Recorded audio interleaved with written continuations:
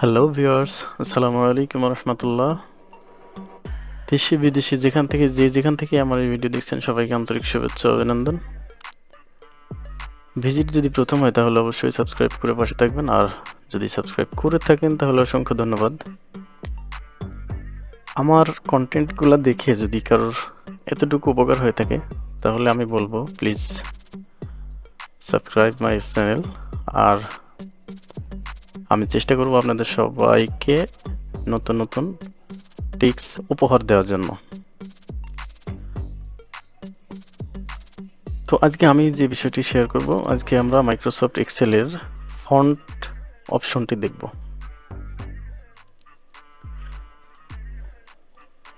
ওকে, Microsoft Excel blank document.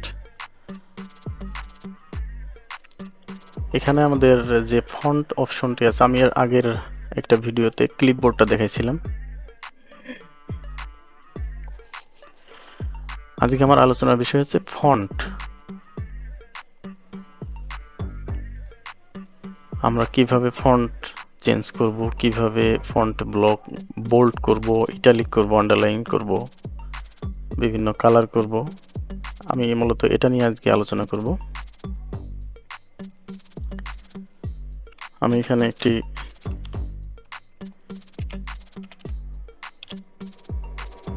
কিছু লিখি এখানে।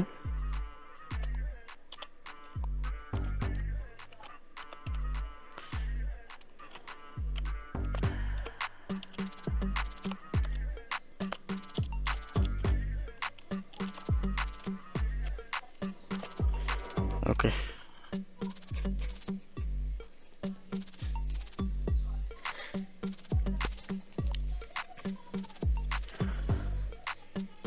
আমাদের প্রথমে আছে এখানে ফন্ট।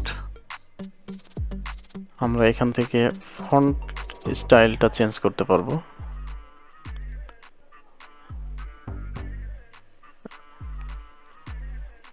এটা হচ্ছে ফন্টের স্টাইল।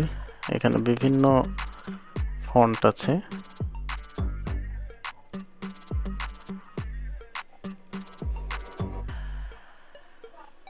এখান থেকে আমরা ফন্ট সাইজটা সিলেক্ট করতে পারবো।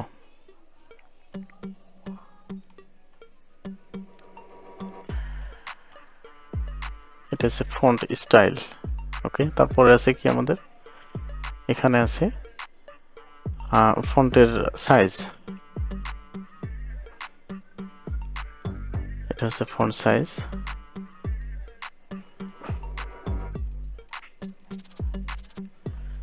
ওকে, আমরা ফন্ট সাইজ দুইভাবে চেঞ্জ করতে পারবো। একটি হচ্ছে এই অ্যারোতে ক্লিক করে আমরা এখানে সিলেক্ট করে দিতে পারবো ফন্টের সাইজ, অথবা আমরা এখানে লিখেও দিতে পারবো। আমি এখন 48 সাইজ করে দিব। এটা হচ্ছে 48 সাইজ। অ্যারোতে ক্লিক করলে তো অটোমেটিক্যালি এখানে সাইজ আসতেছে। আবার পাশে আছে ফন্টের সাইজটা, এখানে ক্লিক করলে ডিক্রিজ ইনক্রিজ হবে। এটা হচ্ছে font increase font size, decrease font size. আমরা এখান থেকেও দিতে পারবো, এখান থেকেও দিতে পারবো। ওকে, তারপরে আছে কি বোল্ড। এটা হচ্ছে বোল্ড, এটা হচ্ছে ইটালিক, এটা হচ্ছে আন্ডারলাইন। আন্ডারলাইনের পাশে একটা অ্যারো চিহ্ন আছে। অ্যারোতে ক্লিক করলে আমরা এখানে ডাবল আন্ডারলাইন এবং একটা আছে সিঙ্গেল আন্ডারলাইন। এটা হচ্ছে সিঙ্গেল আন্ডারলাইন, নিচেটা আছে ডাবল আন্ডারলাইন।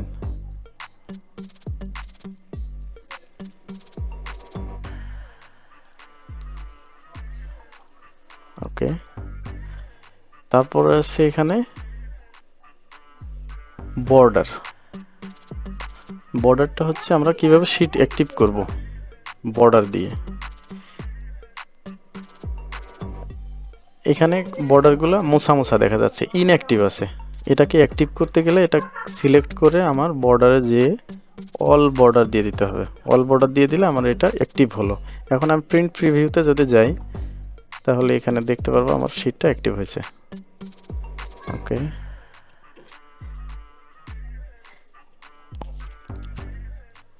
এটা হচ্ছে আমার শীটটা অ্যাক্টিভ হলো। আর এখানে আমি যদি কাস্টমাইজ করতে চাই সেক্ষেত্রে করতে পারবো। আমার প্রথমে পূর্বের অবস্থায় ফিরে যেতে হবে। তো আমি পূর্বের অবস্থায় ফিরে দুইভাবে যেতে পারবো, সেটা হচ্ছে একটা হচ্ছে আনডু আর একটা হচ্ছে রিডিউ। তো আমি এখানে আনডু এখন করতে পারবো না, যেহেতু আমি এর আগে কিছু রো আমি ডিলিট করে দিছি, সেজন্য আমার এখানে দেখাচ্ছে আনডু ডিলিট। তার মানে আমি যেটা ডিলিট করছি সেটা হবে আগে। হ্যাঁ, এই যেগুলো ডিলিট করে দিয়েছিলাম, এই রগুলো কলামগুলো, এটা আগে আসছে। এখন আমি যদি আরেকটা আনডু করি, তাহলে দেখেন ওখানে দেখাচ্ছে আনডু বর্ডার্স। ওকে, আমি এখন আনডু বর্ডার্স করে দিলাম, আমি এটাকে ডিলিট করে দিই। ওকে, এখন আমি যদি কাস্টমাইজ বর্ডার দেই, এখানে বর্ডারের ধরন আছে অনেকগুলা, যেমন bottom border, top border, left border, right border, no border, all border, outside. এখানে অনেক বর্ডার আছে, অনেক বর্ডার এখান থেকে আমরা দিতে পারবো। যদি আমি বটম বর্ডার দিই, তাহলে আমার একটা নিচের যে বর্ডারটা এটা আসবে।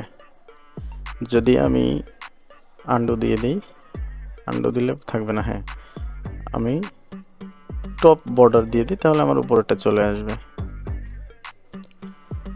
এটা নিয়ে আমার বিস্তারিত ভিডিও অলরেডি বানানো আছে, আপনারা চাইলে দেখতে পারবেন। ভিডিও ডেসক্রিপশন বক্সে আমি দিয়ে দেব লিঙ্কটা, সেখান থেকে দেখতে পারবেন। এখানে আমি বর্ডারগুলো ড্র করে নিতে পারবো। মোর বর্ডার্স, ওকে, মোর বর্ডার্স, এটাও আমি একটা ক্লাসে দেখাইছি। এখান থেকে আমরা কালার নিতে পারবো। তো এটা গেলো বর্ডারের অপশন। আর পাশে আছে দুইটা কালার, একটা হচ্ছে ফন্ট কালার, একটা হচ্ছে ফিল কালার। আমি যদি এটার ফিল কালারটা দিয়ে দেই, ফিল কালার, হ্যাঁ, এটা হচ্ছে ফিল কালার, আর এটা হচ্ছে ফন্ট কালার। ওকে, একটা হচ্ছে বর্ডার ফিল কালার, আর একটা হচ্ছে ফন্ট কালার।